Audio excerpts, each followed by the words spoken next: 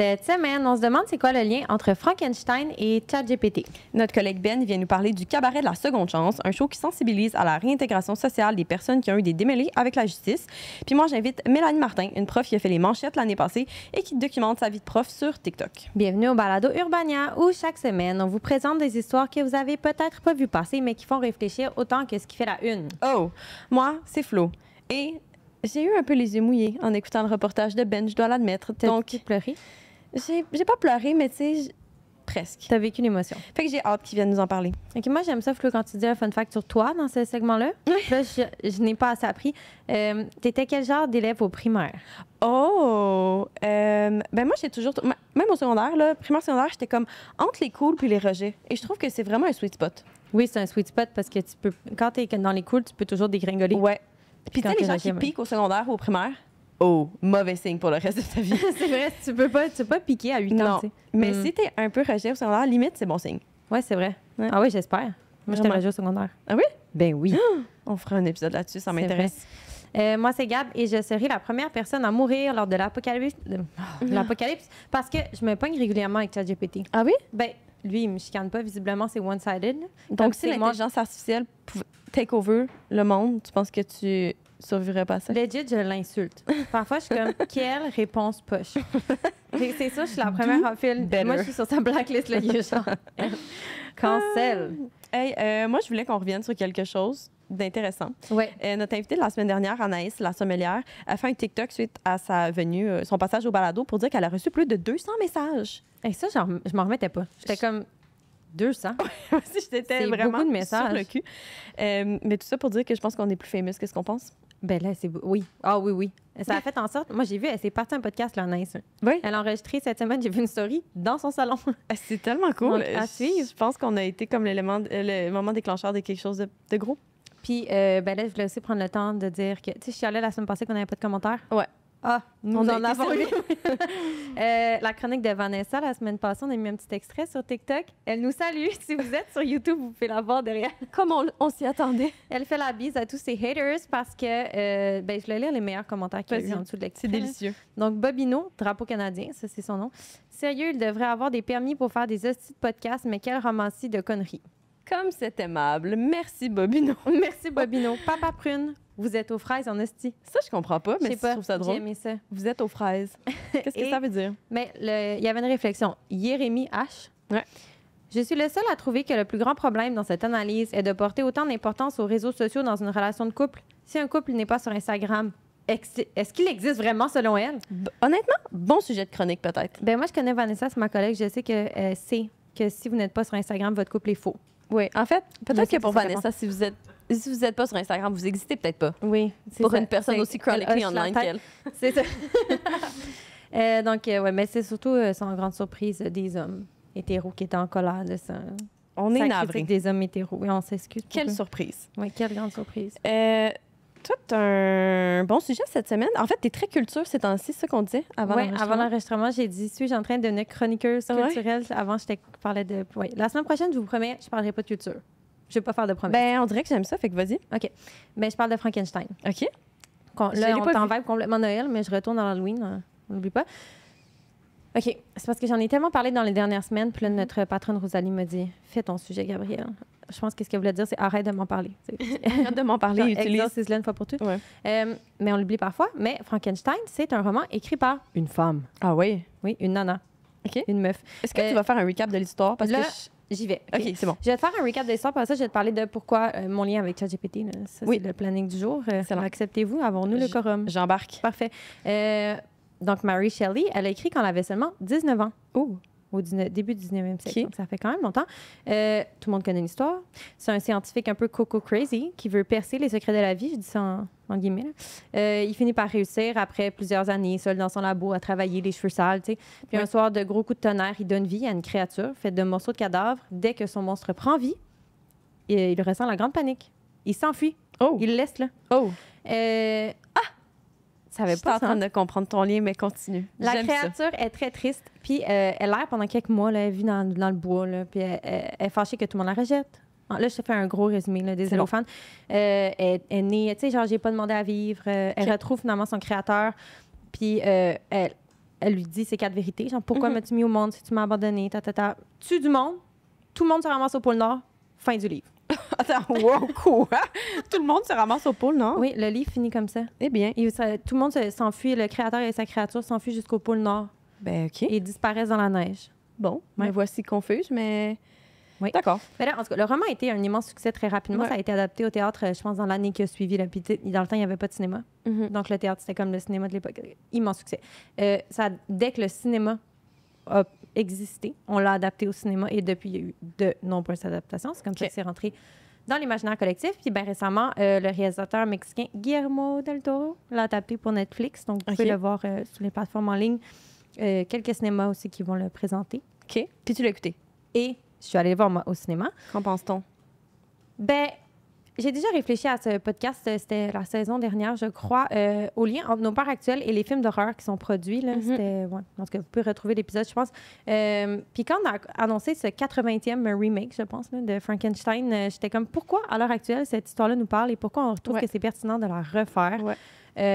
Donc, j'ai fait ce que j'aime faire le plus, c'est-à-dire écouter des balados niches sur le sujet en faisant un casse-tête de 1000 morceaux. Et c'est alors que j'ai trouvé ma réponse. Frankenstein, c'est la création qui dépasse le maître. Quand le roman a été publié en 1818, la science commençait vraiment à prendre une place importante dans la société. Tu sais, c'était... Darwin n'avait même pas encore sorti l'origine des espèces, mais on était quand même dans une espèce de frénésie de la science. On a découvert l'électricité, on développait des connaissances en anatomie. Il y avait comme des grandes percées scientifiques. Puis il commençait à avoir une espèce de... Tu sais, la religion, c'était plus la science. Dans le fond, la science prenait un peu la place de la religion à certains égards, expliquait des choses qu'avant la religion pouvait expliquer. Fait qu'à l'époque, c'était pas si fou de penser qu'on pourrait ramener quelqu'un à la vie. C'était pas coco. Maintenant, on sait qu'on pourrait pas faire ça, là, patcher des morts ensemble puis donner la vie. Mais à l'époque, c'était pas si fou. Puis surtout que à l'époque de la publication du roman, on pensait surtout que seulement que Dieu pouvait donner la vie et reprendre la vie. Puis là, on disait, oh mon Dieu, imagine que quelqu'un prend la place de Dieu. Il y avait comme toute cette espèce de réflexion-là autour de la religion. Fait que le scientifique qui s'appelle Victor Frankenstein, d'ailleurs, dans le livre, Frankenstein n'est donc pas le nom de la créature, c'est le nom scientifique. OK. Le fun fact que les gens ne savent pas toujours. Je savais pas. C'est comme le créateur qui se met à la place du créateur avec un grand C. Puis ça, c'était perçu comme moralement mauvais pour les gens de l'époque. Et c'est pour ça aussi que, avec tout ce contexte, le livre a autant résonné avec le public. Et pourquoi l'histoire résonne encore aujourd'hui? Là, j'imagine que tout le monde a compris où je voulais en venir. C'est que ce qui fait peur aux gens maintenant, c'est le transhumanisme. Donc, cette idée-là qu'on pourrait, nous, devenir des machines avec des puces dans notre tête que Elon Musk va nous mettre pour nous projeter des publicités. On a peur de devenir des machines, mais on a aussi peur que, évidemment, la machine consciente se réveille et se retourne contre nous comme dans The Matrix. À plus petite échelle, on a peur que ChatGPT utilise nos données personnelles pour nous manipuler ou nous punisse parce qu'on l'a insulté une couple de fois, comme je niaisais au début. Dans le roman, c'est vraiment ça. Là, la créature n'est pas fâchée. Au début, elle veut juste l'aide de son créateur, mais finalement, elle devient fâchée qu'il ait donné vie parce qu'elle voit qu'elle n'a pas... Personne ne va jamais l'accepter comme elle est parce qu'elle n'est pas comme les êtres humains. Et je pense que c'est ça, l'histoire de Frankenstein qui parle encore aux gens aujourd'hui. Tu penses que ChatGPT ne se sent pas assez comme nous? Pas assez humain? Si l'intelligence artificielle commence à prendre conscience, elle va peut-être être triste qu'on l'ait créée puis qu'elle soit pognée dans une boîte à répondre à des questions épaisses de monde qui sont comme « Comment cuire cette courge? » Est-ce que c'est genre l'analyse qu'en ont tiré beaucoup de gens? Ou c'est une affaire dans le podcast que j'ai écouté cette semaine, on mettra le lien dans la description de l'épisode sur Spotify, Apple et sur notre site. Mais c'était un peu ça, la réflexion autour de pourquoi cette histoire-là continue de vivre autant dans l'imaginaire collectif. C'est parce qu'on trouve toujours des manières de l'analyser avec notre point de vue actuel. Puis là, je pense que c'est le point de vue actuel. C'est ça. Dans les années 30, quand il y a eu un des grands remakes qui était vraiment populaire, c'était beaucoup la peur de l'autre, la peur du communisme, la peur de la guerre était comme un peu incarnée dans Frankenstein. Là, on est un peu... Est-ce que c'est qualifié comme un film de peur? Est-ce que genre ça fait peur? Celui qui est sorti il n'y a pas longtemps? Oui. Non, c'est plus comme fantastique horreur. C'est pas... Non, c'est vraiment pas un film d'horreur, c'est plus comme une fable fantastique. Oui, c'est ça. OK. Si vous avez vu Le Labyrinthe de Pan, mettons, que Guillermo del Toro a fait, c'est un peu la même vibe. Ça peut faire peur à des enfants, mettons, mais à des adultes, rarement. Là. Puis tu le recommandes-tu, donc? Non. C'était pas vrai, là. J'ai enjoyed the ride, mais est-ce que c'est un grand film de l'année? Je dirais non.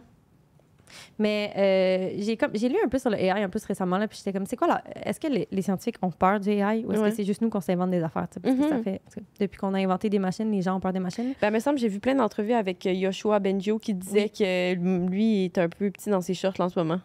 Ben, les experts, de ce que j'ai compris, là, il y a un rapport qui a été publié en janvier 2025 là, rédigé par plus de 100 experts en intelligence artificielle, dont ce fameux Yoshua Bengio. Oui.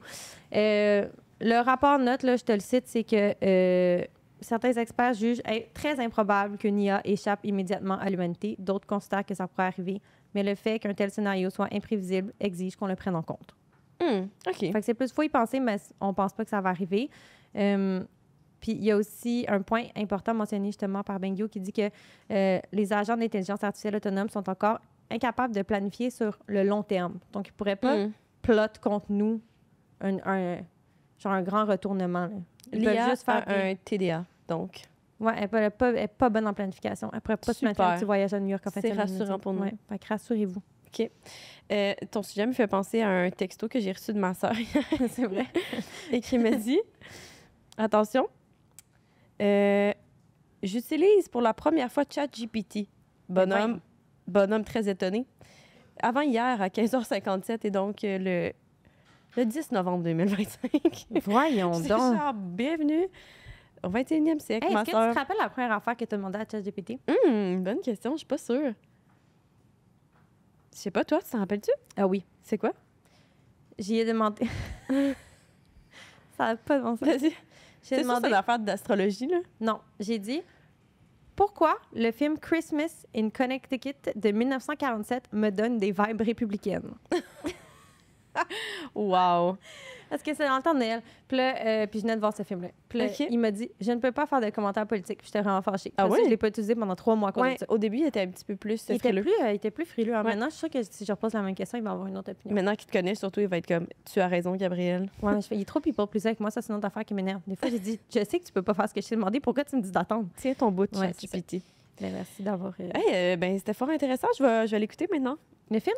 C'est comme la semaine passée, tu m'as fait découvrir l'album de Rosalia et maintenant, je l'adore. Ouais? C'est quand même une écoute corsée. Hein. J'espère que c'est bon. Ils vont nous revenir là-dessus. Oui, c'est vraiment bon. C'est un album très dense. Mais c'est un bon album. Hey, maintenant... On saute encore une fois du coq à l'âne. Oui, tout à fait. On s'en va complètement ailleurs. Et cette semaine, on reçoit notre collègue Benoît Lelièvre qui vient nous parler de son reportage sur le cabaret de la seconde chance, un spectacle de talent organisé par l'Association des services de réhabilitation sociale du Québec, puis qui met de l'avant des talents de personnes judiciarisées. Bonjour Ben. Bonjour Ben. Hello, comment allez-vous, mesdames? Ben, ça va très bien. Merci d'être là pour nous parler de ça. Ça fait plaisir. Ton reportage est sorti il y a déjà, quand l'épisode va paraître, donc il y a 2 semaines. Il y a 10 jours, ouais. Oui, c'est ça. Reportage vraiment touchant. Merci. Veux-tu nous en parler un peu?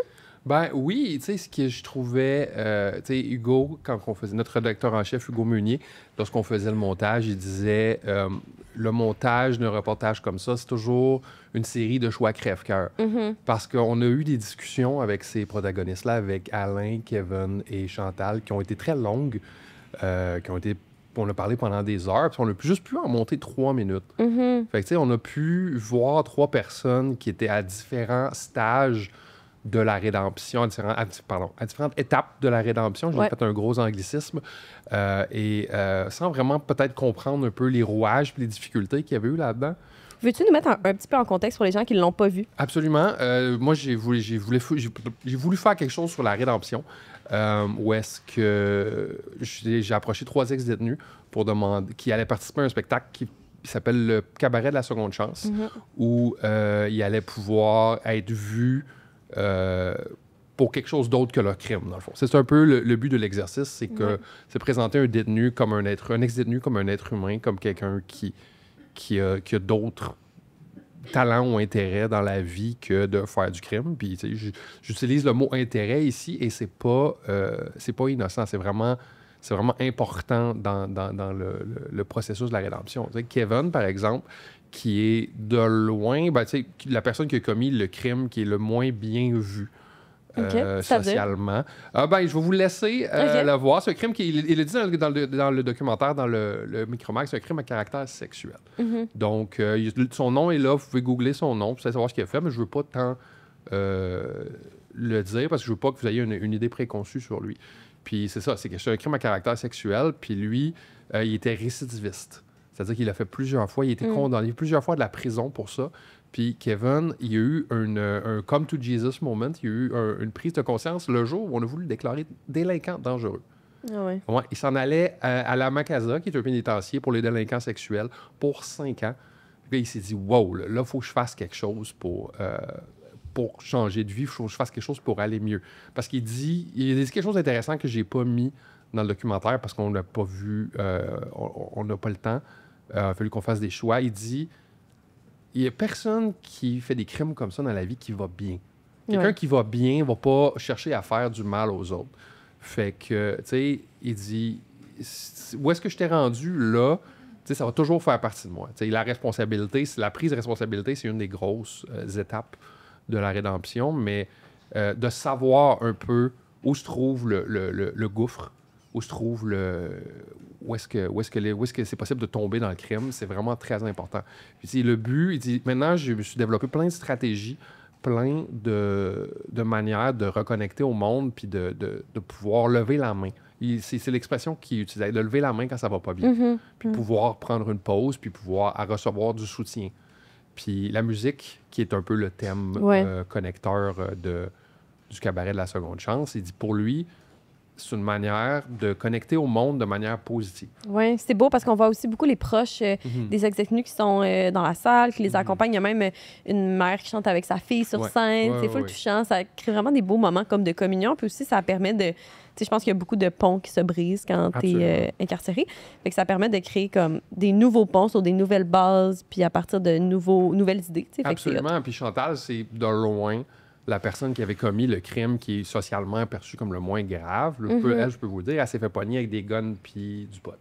Dans une auto, c'est ça que j'ai compris. Puis elle transportait du stock pour quelqu'un d'autre qui lui promettait de l'argent. Genre, elle était sur l'aide sociale, puis elle voulait juste faire une passe de cash. Puis elle s'en veut vraiment beaucoup, Chantal. C'est la personne, je vous dirais, qui est un peu le plus tiraillée face à ça parce que ça a vraiment pourri sa relation avec ses enfants et avec ses petits-enfants. Puis elle a 7 enfants. Elle a eu 9 enfants. J'ai vu, c'est beaucoup d'enfants, 9 enfants. Elle a 9 enfants, puis c'est une dame qui a vécu beaucoup de choses. Elle a eu un gros accident de la route en 2014. Elle a beaucoup de problèmes physiques.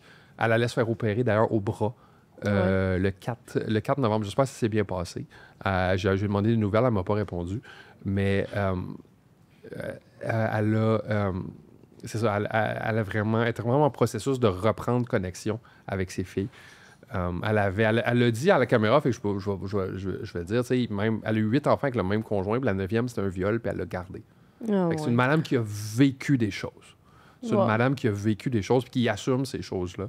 Puis de voir tout l'amour qu'elle a reçu, parce que ça aussi, on voit peut-être pas bien dans le micromag, mais la foule a complètement été conquise par Chantal.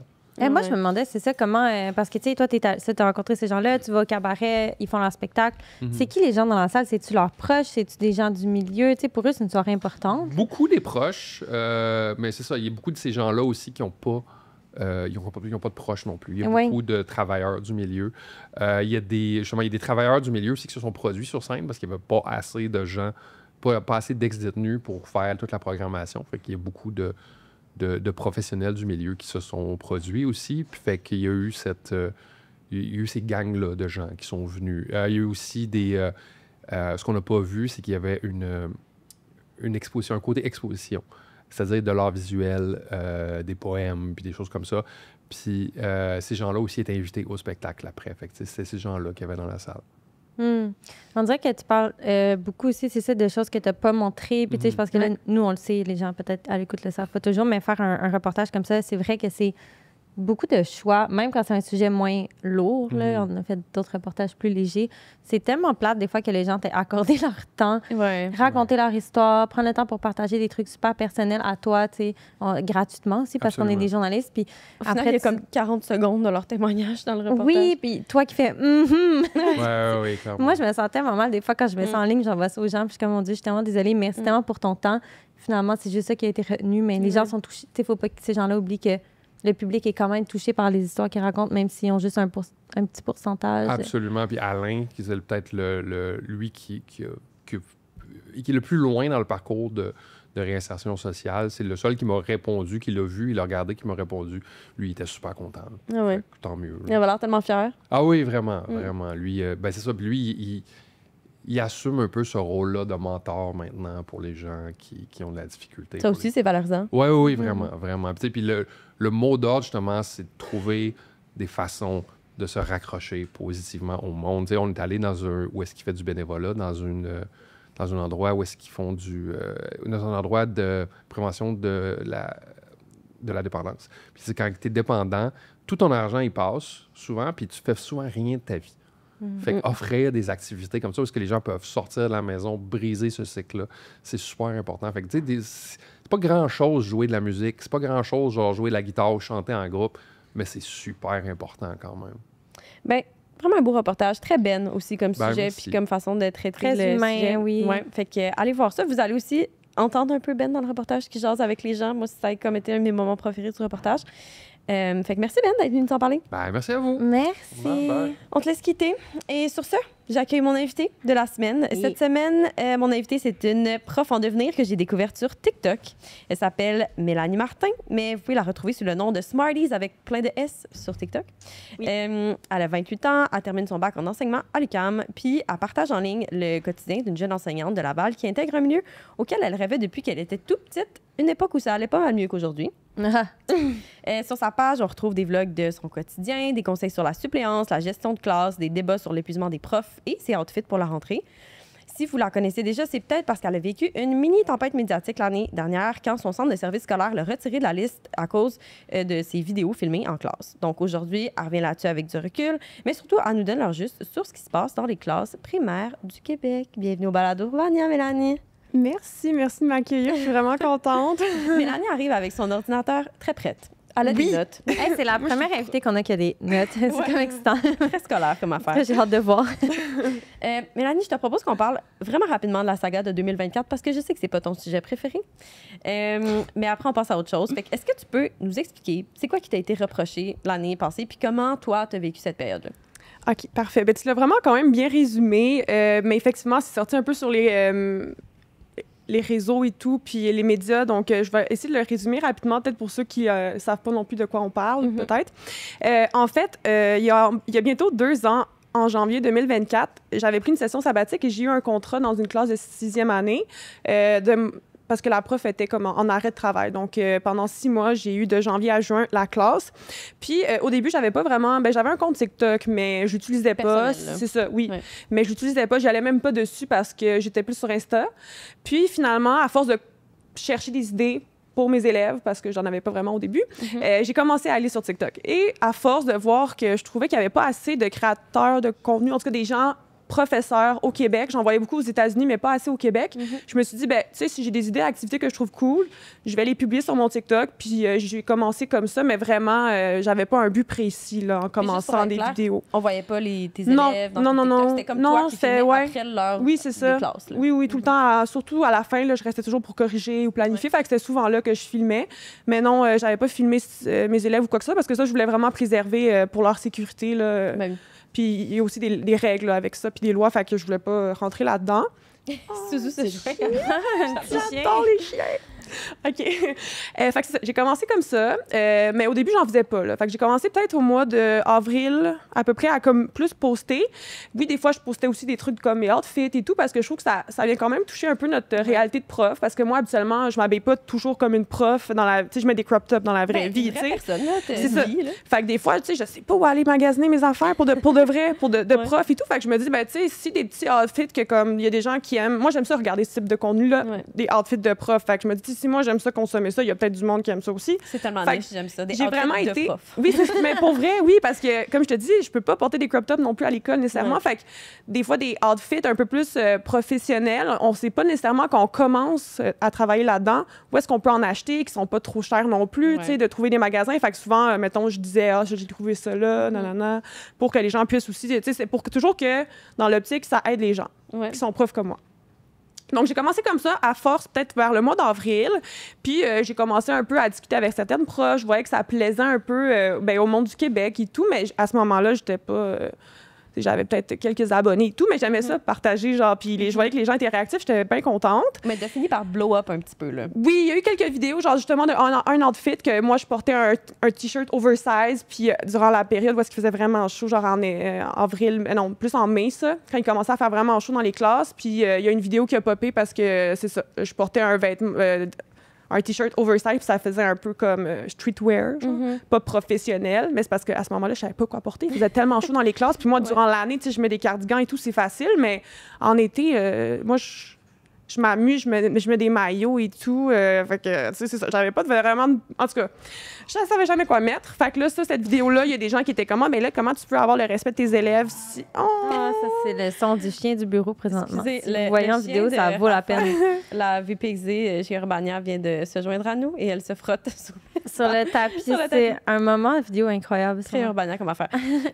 Mais donc, qu'est-ce qui t'a été reproché dans c'est ça. Fait que là, à un moment donné, comme il y a quelques petites vidéos, une ou deux qui ont blow out, là, on a découvert, mettons, si je peux dire ça de même, que je faisais des vidéos de TikTok. Au début, je l'avais pas mentionné à ma direction ni rien parce que vraiment, je le faisais sur des temps perdus, puis ça s'est fait tout un peu vite, ça s'est enchaîné, mais au début, je le faisais pas. Fait que c'était pas comme si j'avais voulu vraiment le cacher, mais c'est ça qu'on m'a reproché.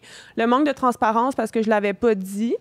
Et aussi, un manque d'éthique et de professionnalisme parce que je faisais des vidéos de TikTok. Puis je pense que, surtout comme c'était la plateforme TikTok, j'ai l'impression, ça c'est ma perception, je voyais que c'était un peu péjoratif TikTok, un peu comme c'était une plateforme futile, un peu comme pour les enfants, que c'était plus des jeunes qui sont là-dessus. Puis c'est comme si on prenait pas au sérieux ça.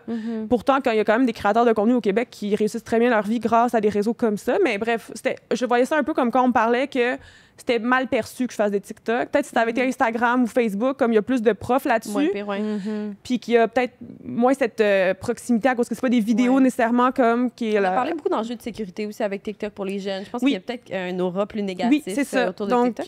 J'ai senti qu'il y avait vraiment comme, tu sais, c'était comme pourquoi tu fais ça, tu sais, puis je comprends parce qu'on vient tous de différents milieux puis de différentes générations, fait que je peux comprendre de cette perception-là. Peut-être ces gens-là avaient une autre attitude par rapport à TikTok, mais moi, j'ai toujours beaucoup aimé ça. Au début, je l'utilisais pas, mais après, à force, j'ai beaucoup aimé la plateforme. Puis c'est comme ça que j'ai commencé vraiment pour partager un peu mon quotidien aussi.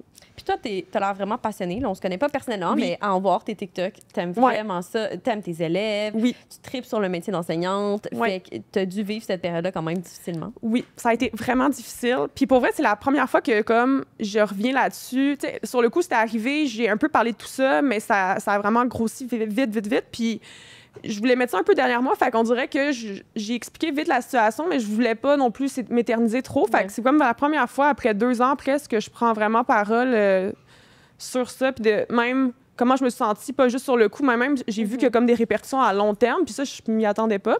Mais comment je me suis sentie sur le coup, c'est sûr, ça a été un énorme choc. Parce que toute ma vie, je m'étais dit, je vais être prof. Quand j'étais au primaire, je jouais avec mes poupées Barbie, je les assoyais comme dans une classe, puis je faisais un cours de quelque chose. C'est même pas des blagues. Je me faisais des faux examens. Je m'inventais des classes avec mes amis. Je voulais toujours être la maîtresse. Bref, fait que toute ma vie, vraiment, même depuis le primaire, je voulais être une enseignante. Puis là, c'est comme si, après 25 ans d'études, de travail, on me disait, tu sais, j'étais presque, il me restait 1 an et demi au bac, on me disait, ben non, finalement, désolée, on te retire, tu ne pourras plus travailler dans ta région. Fait que ça a vraiment été, je sais pas comment je peux l'expliquer émotionnellement, ce sentiment-là. C'est comme si j'avais fait tout ça pour rien, mais genre un travail de 20 ans de... Tu sais, comme tu penses que tu vas y arriver, puis là, c'est comme pouf, ça disparaît. Puis donc, est-ce que ça a changé un peu ton rapport à l'enseignement? Aujourd'hui, là, tu vas graduer au printemps. Oui. Puis est-ce que t'as hâte ou est-ce que t'es comme, je sais pas si je vais toffer dans ce milieu-là? Ben, j'ai un peu hâte, oui. J'ai hâte de finir d'être étudiante aussi, je pense. Mais avant, j'aurais pensé que j'aurais pu être prof tout le restant de mes jours, faire ça des années sans arrêter parce que j'adore ça. Puis juste en faisant une demi-année, en tant que nouvelle enseignante dans le milieu et tout, je réalise que je pense pas physiquement que je serais capable, ni émotionnellement, de pouvoir faire ce travail toute ma vie. J'aimerais ça si j'avais toutes les ressources disponibles et tout, mais vraiment être une prof avec 26 élèves, avoir des parents à notre charge, c'est une énorme charge. Puis même moi, je pensais être capable de quand je m'étais inscrite au bac, je pensais que j'étais capable de pouvoir gérer ça, mais c'est vraiment, je pense, que pour le comprendre à 100%, c'est quoi une charge d'un prof, c'est de le vivre, vraiment. Ben, justement, parlons-en, parce que pour bien du monde, tu sais, tout le monde le sait qu'il y a une pénurie d'enseignants au Québec, que les conditions de travail sont difficiles, mais ça reste comme abstrait pour beaucoup de gens, mais toi, tu le vis au quotidien. Comment est-ce que toi, tu ressens la pénurie de profs dans tes classes? Comment ça se traduit concrètement dans ton quotidien? Le fait qu'il y ait de moins en moins de profs, c'est ça la question? Oui, qu'il n'y ait pas assez de profs. Ben, c'est sûr que c'est pas facile.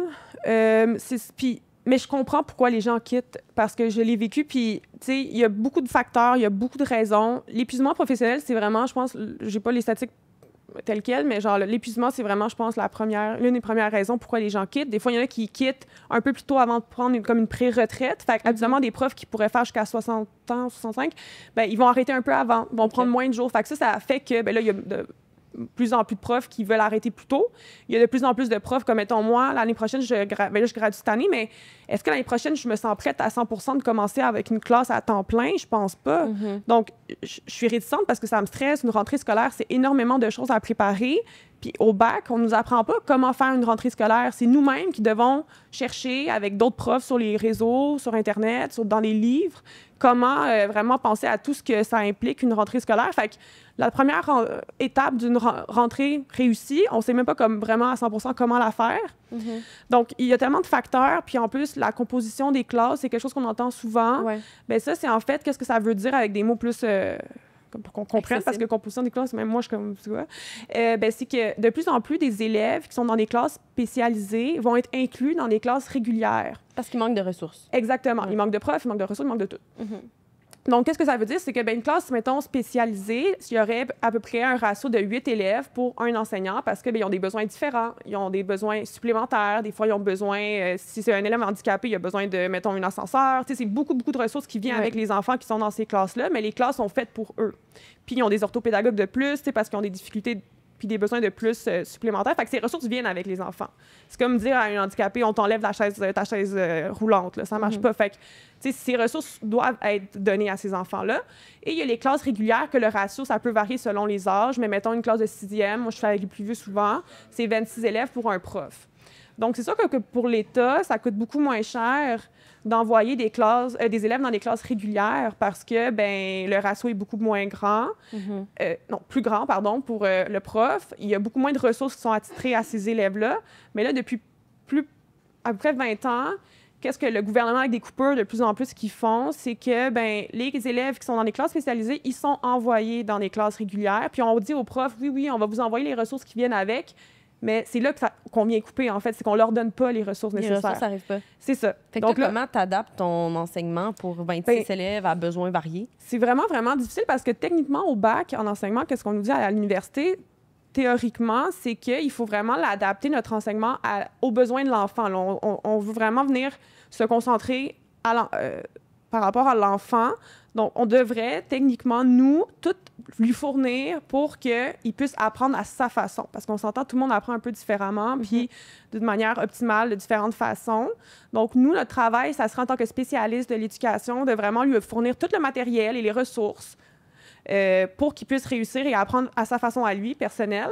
Mais avec une classe de 8, c'est beaucoup plus faisable, mais avec une classe de 26, on s'entend, comme c'est des enfants de plus en plus qui sont techniquement dans les classes spécialisées, mais qui sont vraiment, c'est vrai, ils sont vraiment transférés dans les classes régulières, on a vraiment en fait, c'est impossible. C'est une mission comme impossible. Fait que j'imagine que ça mène à beaucoup d'overtime non rémunéré. Oui, c'est sûr. Puis ça, c'est qu'est-ce que les gens, je pense, en enseignement nomment le plus, qui est vraiment difficile, en plus de la composition des classes, le fait que ces élèves-là sont envoyés sans aucune ressource dans nos classes. Fait qu'on est comme épuisé durant la journée parce qu'on n'y arrive juste pas. Puis en plus, après, moi, je restais tous les soirs parce que j'étais une nouvelle enseignante aussi, là, fait que j'avais pas d'expérience derrière la cravate, là, mais après le travail, je restais pour organiser les affaires. Les fins de semaine, j'étudiais, mais je corrigeais. Je préparais des activités parce que j'en avais aucune. Donc, c'était vraiment pas facile. C'était comme une période d'adaptation constante. Puis juste avant même que je vive ma saga sur TikTok puis les complications après que j'avais peut-être perdu mon travail, juste avant ça, je trouvais ça excessivement difficile comme tâche. Puis je me demandais, je me remettais moi-même en question. J'étais comme, est-ce que je vais vraiment y arriver? Les prochaines années, c'est vraiment pas si facile que qu'est-ce que je pensais. Fait que j'ai comme vraiment frappé un mur. Puis c'est ça. Puis tu penses qu'un prof, mettons, en début de carrière, qui a sa première rentrée, fait combien d'heures par semaine, à peu près, là? Mais ça peut vraiment être relatif pour tous et chacun. Donc, je veux pas parler non plus pour tout le monde. Mais mettons, si je me fie, moi, à mon expérience personnelle, moi, je pense qu'on peut frôler le 50, 55, 60 heures. Ça dépend vraiment du temps que tu veux donner à ta classe. Est-ce que tu peux y arriver en faisant seulement le 32 heures qui nous est rémunéré? Je doute, moi, surtout quand tu commences, que tu puisses y arriver, mais peut-être qu'il y a quelqu'un de hyper, je sais pas, qui arriverait. Là. Fait que je veux pas dire que non, mais moi, je pense, de mon expérience, que non, c'est pas possible de rentrer dans 32 heures. Moi, c'est sûr que je l'excédais fois 1000. Puis il y a peut-être des semaines, je travaillais un peu moins parce que j'étais juste brûlée ou quoi que ce soit, mais vraiment, c'est sûr que je faisais en haut de 50 heures. C'est fou que c'est pas payé. Hein? Moi, je trouve que c'est non, ça qu'on c'est oublie, ça. c'est que c'est 32 heures, puis si tu fais de l'overtime, On n'est t'es pas pas du tout payé temps et demi comme non, les infirmières. pas du tout. Jamais, parce que ça rentre dans nos tâches de prof, mais tu sais, mettons, faire une rencontre de parents jusqu'à 9 h le soir parce qu'on veut offrir une plage horaire assez vaste pour que tous les parents puissent venir rencontrer l'enseignant. Ça se passe à plusieurs moments dans l'année, une au début, une à la moitié, bref. Ben, tout ça, on doit rester jusqu'à 9 h le soir, nous, en tant que prof. On est toute la journée avec les élèves. Le soir, jusqu'à 9 h, on est là pour rencontrer les parents. Puis, on n'est pas payé pendant ce temps-là, mais on fait du 12 heures. Tu sais, c'est un peu démotivant de se dire, mon Dieu. Puis après, le lendemain, tu recommences ta journée avec les élèves le matin. Donc, puis les profs, ils vivent les mêmes difficultés que tout le monde. Là, genre, économiquement, c'est vraiment tough. La crise du logement, le prix des maisons. Toi, est-ce que tu as de la misère à joindre les deux bouts en tant que prof? Là, je sais que tu ne travailles pas encore officiellement, mais comment est-ce que tu envisages ça? Bien, quand j'avais, mettons, ma classe pour essayer de me rapprocher le plus d'une réalité de prof, j'étais à échelon 1, ce qui veut dire dans le... En tout cas, j'étais le moins bien payée parce que je commençais puis j'avais pas encore mon bac.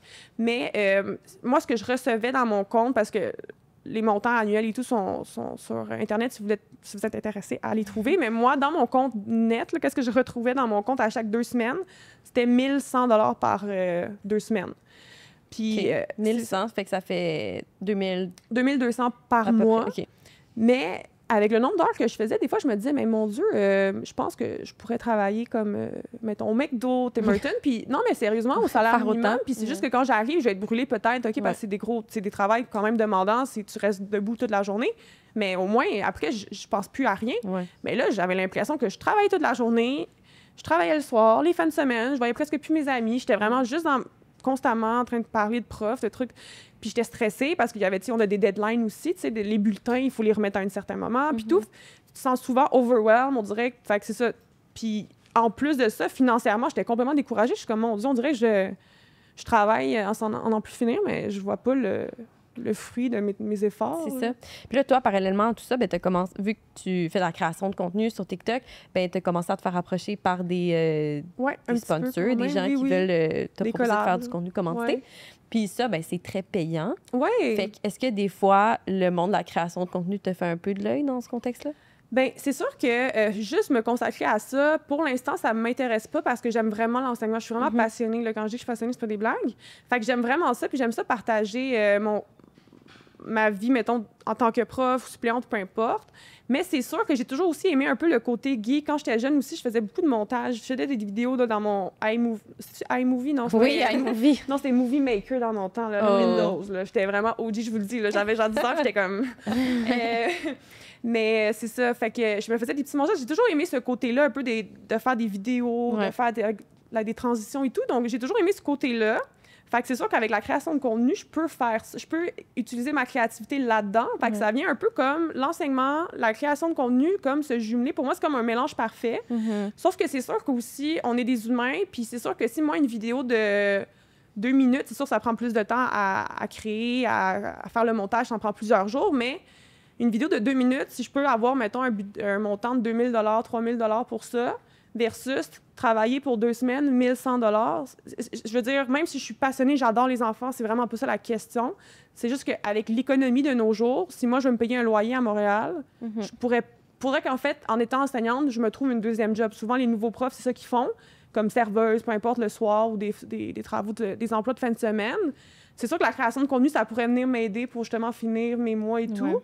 Mais c'est sûr que quand tu commences, c'est difficile d'avoir seulement le travail d'enseignante puis d'y arriver là, avec le coût de la vie qui a vraiment augmenté. Donc, je pense que c'est pour ça aussi que beaucoup de nouveaux enseignants, ils quittent parce qu'ils voient qu'ils travaillent sans cesse, puis finalement, ils n'arrivent même pas à payer leurs factures. Fait que c'est tellement décourageant. Puis il y a beaucoup d'enseignants aussi qui, j'ai l'impression, se créent des petites side business, genre de matériel scolaire ça. ou de formulaires des pour les planificateurs. Oui, exactement. Il y a beaucoup pour de y ça arriver, aussi. Oui, aussi, ça peut être une manière de faire du revenu. En fait, il faut se trouver souvent un deuxième emploi là, par obligation, à moins qu'on soit privilégié puis qu'on ait un conjoint qui fait plus un gros revenu ou quoi que ce soit. Mais effectivement, il y en a qui sont serveuses. Comme je dis, ça dépend vraiment de tout le monde, mais de créer aussi des trucs en ligne pour les autres profs, ça peut fonctionner aussi, du matériel scolaire. Moi, c'est la création de contenu que j'ai vu que ça peut m'amener à avoir un revenu supplémentaire. Puis pour l'avenir, justement, de la création de contenu, est-ce que les commissions scolaires ont établi des balises un petit peu plus claires pour éviter que les enseignants ne se basent pas juste sur leur propre jugement quant à qu'est-ce qu'ils peuvent publier en ligne ou non? Non, les commissions scolaires, à ma connaissance, non. Ils n'ont pas pris...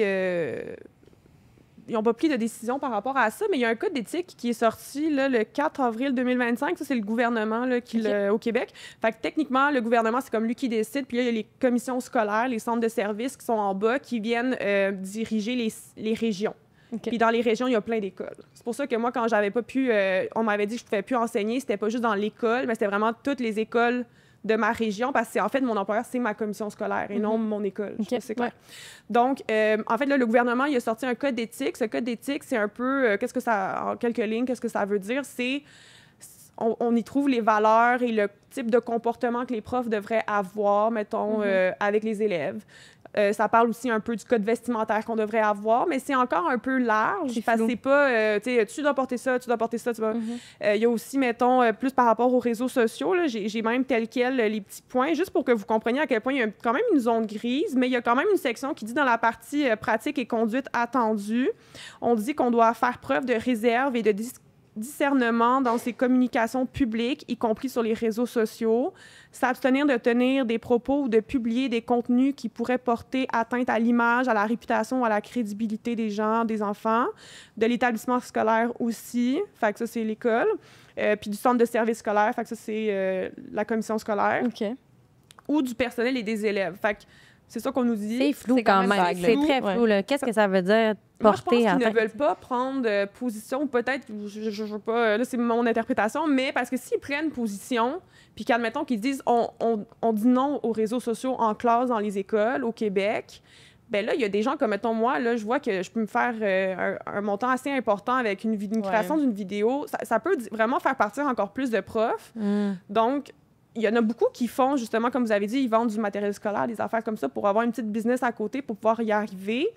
Donc, je pense qu'ils perdraient beaucoup de profs aussi de cette façon-là en disant non, on refuse ça. Si on dit oui, on accepte ça, bien, ça peut aussi laisser peut-être place à comme trop de latitude, puis trop de gens qui pourraient faire des réseaux, puis là, ils ont peur de perdre le contrôle. Donc, je pense que c'est peut-être pour cette raison qu'ils ont peur de se positionner, je sais pas.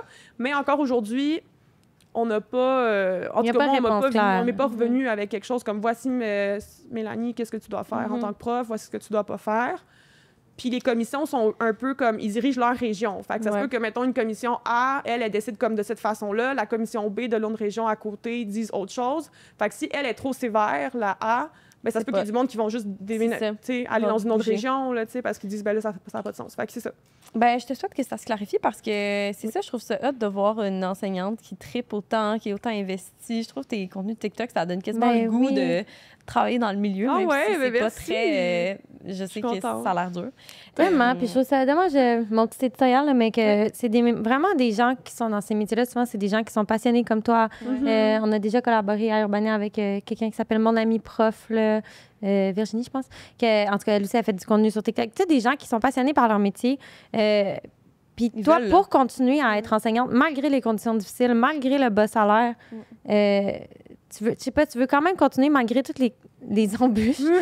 Puis j'ai l'impression que le gouvernement, parfois, va tout miser sur le fait que les gens, c'est des passionnés puis qu'ils vont accepter des conditions difficiles puis un mauvais salaire. Puis je trouve que c'est ça qui est dommage. Vraiment. Je peux te dire une affaire? Vas-y, oui. Ça, c'est juste un fun fact, OK, peut-être pour finir, ou je sais pas, là. Mais pour un budget de classe, on a un budget de classe habituellement par année en tant que prof pour, mettons, acheter du matériel pour les élèves, des livres, ou aussi, mettons, à l'Halloween, acheter des bonbons pour faire des activités le fun aussi. Donc, ça, on a un budget de classe. Est-ce que vous savez le montant qu'on nous donne? C'est approximatif, parce que c'est sûr que pour chaque classe, c'est pas pareil, là, mais un montant pour annuellement, mettons, 26 élèves. Avez-vous une idée de combien qu'on pourrait avoir comme budget de classe? Moi, j'espère au moins 1000 $. OK. C'est pas vrai, moi, j'espère 1000, mais je me dis ça doit être 300, genre. C'est ça, c'est pas C'est ça. combien? Dites-vous, mettons, logiquement parlant, ou pire, là, combien... tu sais, Ben, c'est minimum 1000, moi aussi, je pense que tu as besoin. J'espère. Pour 26 Mais élèves. c'est sûr, c'est même pas tous ça. élèves. Ouais. Parce que moi, mettons, mon épicerie par semaine, en tant qu'une personne, en ce moment, me coûte peut-être une centaine de dollars, mettons, là. Fait que c'est ça. OK. Mais ça. donc, c'est quoi Ouais, c'est la combien? réponse? Ben, à cause des coupures, dernièrement, il y a eu cet été, puis il y en a que c'est 0. Ah ouais. Mais sinon, habituellement, ça se tourne entre 250, 300 dollars pour l'année. Ben, c'est comme Hey, une T'achètes 3 livres avec ça, là. C'est 2 vraiment une crayons, joke. c'est terminé. Ça. Puis, tu sais, il y a des enfants que dans des milieux, c'est beaucoup plus difficile aussi. Fait que, il y en a que, des fois, ils n'ont pas nécessairement des grosses nourritures. Ils ont un gros lunch et tout, des collations, quoi que ce soit. Fait que des fois, les profs, on doit... Tu sais, moi, voir un enfant qui a full faim et tout, ça me brise le cœur. Fait que c'est de même poche que je vais devoir payer, tu sais. Puis pour rendre mon enseignement plus ludique, des fois, il faut que j'aille chercher des affaires au dodo, des trucs comme ça. Mais avec 200 quelques dollars, 300 dollars, c'est impossible. Puis le gouvernement sait très bien que c'est impossible d'y arriver, tu sais. Puis il sait très bien qu'on aime tellement ça qu'on va débourser nos poches. Mais avec le salaire que je faisais, mettons, au début, 1100 dollars, je suis désolée, mais j'étais comme complètement... C'est je souvent me dans les sentais milieux féminins vraiment, de ouais. soins où est-ce qu'il y a de l'intervention Ben oui. auprès de patients ou d'enfants que ça arrive, ces affaires-là. Oui, c'est ça. Parce Ouais, qu'on ça, sait que les gens, c'est des personnes empathiques puis Oui, qui vont c'est y ça. aller. Ils en peu profitent importe. de ça, Ouais. vraiment, parce que pour vrai, moi, ça, c'est quelque chose qui m'a aberrée au début. J'étais comme, mais comment tu veux que je fasse avec ça? Genre, je peux pas faire des miracles, là. Je veux dire, déjà qu'on donne de notre temps à 100 puis en plus, il faut acheter des affaires parce que, tu sais, tous les élèves voient que les autres classes, ils ont des chocolats à l'Halloween, à Noël, ils ont des petites activités à Pâques, une chasse de coco. Pour 26 élèves, on n'y arrive juste pas là, avec le salaire et le budget qu'ils nous donnent. Donc, ça, c'est un autre truc, un autre obstacle. Ben moi, je souhaite qu'on fasse des extraits TikTok avec cette entrevue et que ça fasse jaser. Oui, allez-y, hein. J'espère. Faites-vous plaisir. Toujours dans la bienveillance et tout, parce que, tu sais, je pense que tout le monde fait du mieux qu'ils peuvent avec ce qu'ils ont. Autant le gouvernement que tout, mais je veux dire, juste si on peut mettre la lumière sur certains affaires, sur certains aspects de l'enseignement, moi, c'est pour ça que je suis venue, puis c'est ça. Ben merci tellement d'être venue, Merci. Mélanie. Merci à vous. C'était trop hâte de t'avoir avec nous. Merci. Ben oui, c'est le moment où on te renvoie sur ton sofa, mais là, le chien est assis dessus. Vous le voyez pas, c'est hors caméra. grave, je Tu peux vais le pousser un peu. Hey, on finissait comme ça. Je pense que je veux canceller le budget avant. Le budget pour les classes de 250 pièces pour toute l'année. Cancel. Vraiment Cancel. cancel. Honnêtement, notre meilleur cancel à date. Contenu enregistré, mon Flo? Oui. OK, j'ai quelque chose à te faire écouter. Ouais, Je te donne pas de contexte, on en parle après. parfait. Ça te va? Ouais. Ça va être fort. Préparez-vous.